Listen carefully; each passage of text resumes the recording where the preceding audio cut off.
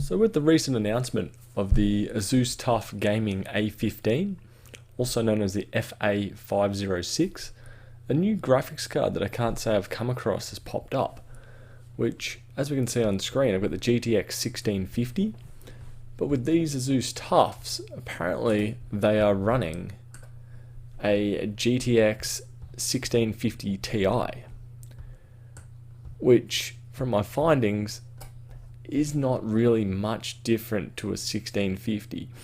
From what I've been seeing, the original GTX 1650 came out with GDDR5 predominantly. There was some revisions of it that came out with 6, but the majority of them had 5. Apart from an extremely slight incremental change, there really is not that much different. Another company that was using that particular chip was an MSI in the GL65 series. That was mainly paired with an Intel processor.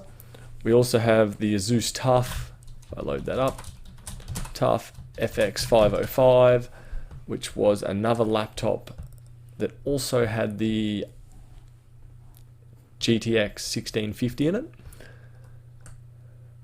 If we can find some info right now, not too much. I'm going to bring up some of my ramblings here.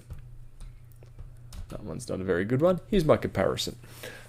The one on the left is the GTX 1650, and the one on the right is the TI revision of it. As you can see, the core speed isn't really any different at all. Pipelines is essentially the same. Memory speed is slightly higher on the TI, but I would be putting that down to it using GDDR6 as opposed to 5 on the other one. The memory bus is identical, essentially from what I've been seeing with the photos of it. So here we go, one image that I found on notebookcheck.com. Not sure how credible of a source they are, but I'm happy to go with their information for the point of this argument.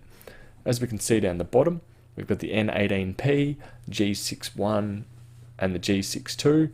As we can see, the thermal side of it is identical, 50 watts each, and also the memory side of it is also relatively identical.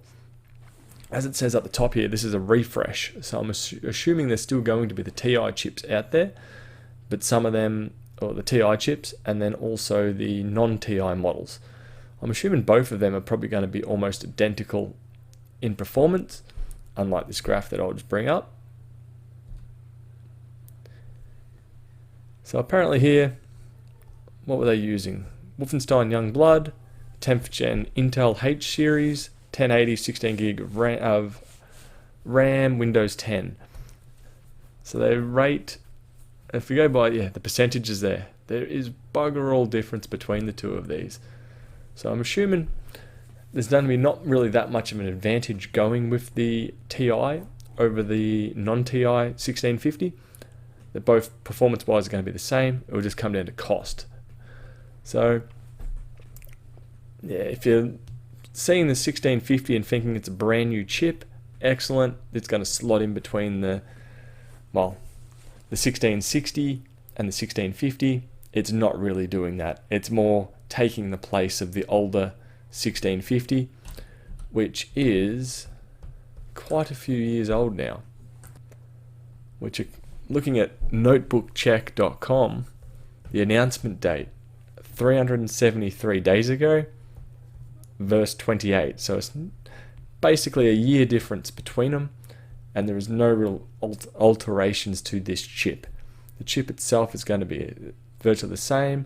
The architecture is identical. It's also 12 nanometers still, so I don't really see any real improvements here at all.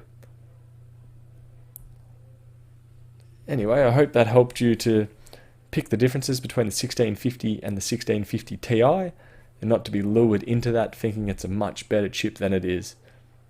If you look at it just as another 1650, you won't have any issues, you won't have any false hopes it's going to perform better than it is.